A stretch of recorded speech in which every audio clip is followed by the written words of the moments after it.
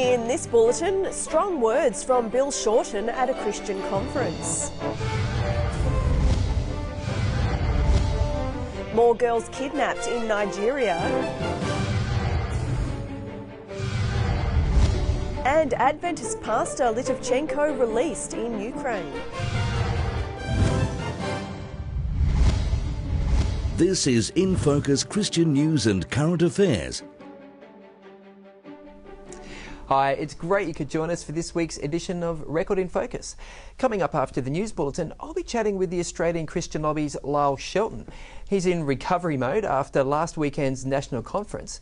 And Danielle, you're catching up with Trafford Fisher? I certainly am, Kent. We're going to be talking about the effect of having kids on parenting. Does it drive us closer together or further apart? Or drive us up the wall? Yeah, probably more to the point. All part of the fun of family life, guys, isn't it? And Kent, you're interviewing, I should say, an island princess, is that right? Nearly, not nearly. She is the president's daughter, though, the president of the Marshall Islands in the Pacific Ocean.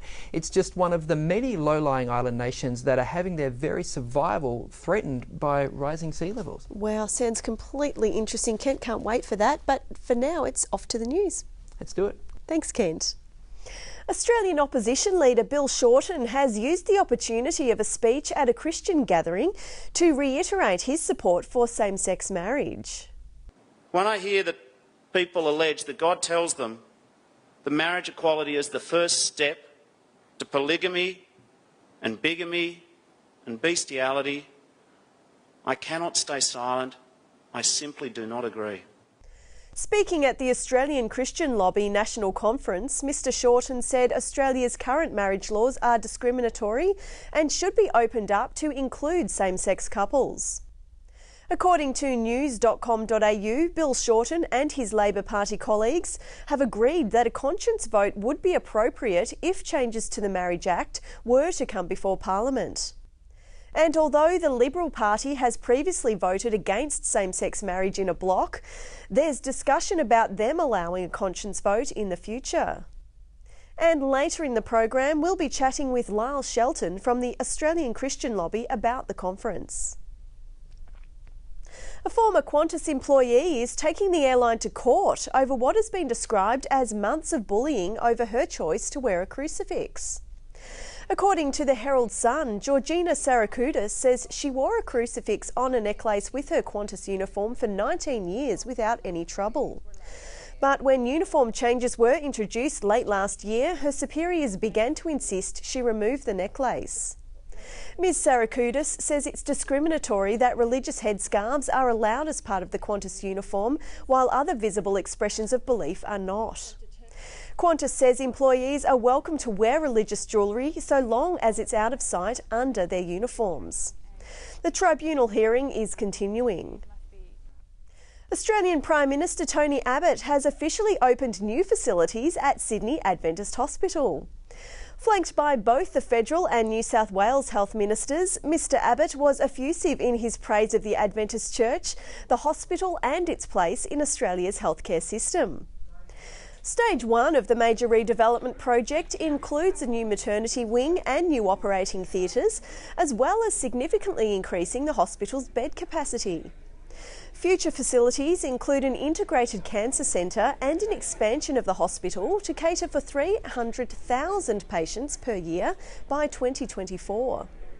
Sydney Adventist Hospital is well known in Sydney's northwest and has been in operation since 1903. A study of more than 5,000 Americans has demonstrated a strong link between sugary soft drinks and accelerated ageing. According to The Guardian, the researchers found that those who reported a high intake of fizzy drinks had the chromosomes of people 4.5 years older. The researchers are quick to say that their study does not yet provide definitive proof.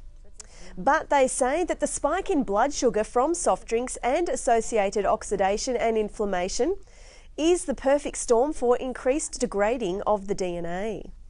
You know, you might be a 20-year-old or a 25-year-old, but if you're aging your cells faster, by the time you get to 25, you might actually have the cellular degeneration of a 30 or 35-year-old. You might compare yourself to somebody else who seems to be happy and healthy and functioning well and going, how is it that they can play squash and not end up with an injury, whereas as soon as I step onto the court I end up tearing a muscle or, don't sort of have as much energy as I had before. An ambitious mission trip to Solomon Islands has seen a rural high school transformed with running water, reliable electricity and other vital infrastructure established. The team of Adventist adult and youth volunteers from around Sydney worked together with locals at the Tenakoga Adventist High School. In just 2 weeks, they ran 1.5 kilometres of electrical cables around the campus and 1.4 kilometres of water pipe, as well as installing a boys' ablution block, a new generator, water tanks and roof guttering. Personally, I've eaten the best food. I haven't got sick, I've lost weight, my muscles are all rejuvenated and my head's rejuvenated, and in fact my faith is rejuvenated. And they wonder why I come over here. And they're asking whether I'm going to come back. I'd get down on my hands and knees and beg to come back. That's how important it's been to me. Hopes for the soon release of more than 200 Nigerian schoolgirls have been dashed after reports of the abduction of 60 more women and girls, again apparently by the extremist Boko Haram militant group. According to The Guardian, the kidnappings occurred in towns near Chibok, the home of the mainly Christian girls who were abducted in April this year. Government officials say they're still trying to confirm the details. And in a separate incident, armed men attacked 2 churches in Taraba State, Nigeria, killing 31 people, including 2 pastors. According to Morning Star News, survivors say this is the 7th Boko Haram attack on Christians in their local area since February. The place of Christians in Israel is under scrutiny after the Israeli government allowed Christians to officially define themselves as Aramean rather than Arab.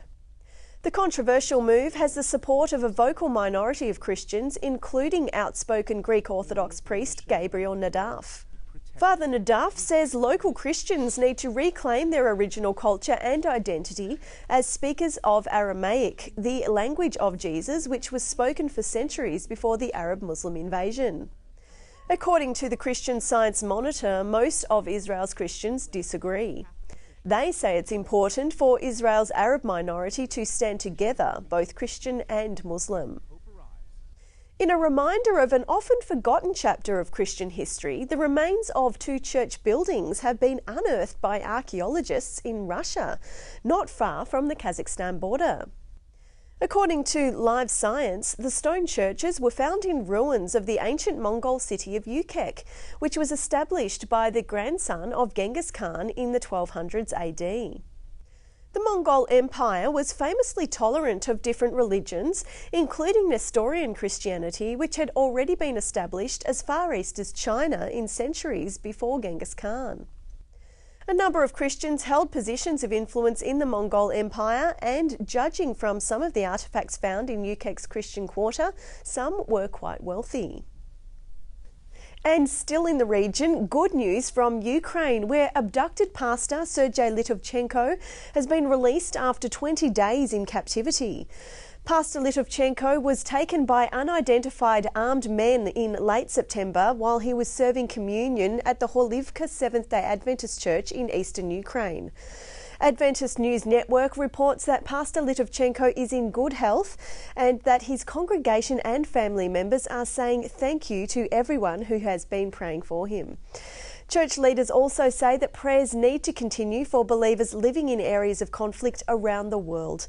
And that's the news for this week. Over to you, Kent. Thanks, Danielle. It's nice to have a good news story for a change, isn't it? It certainly is.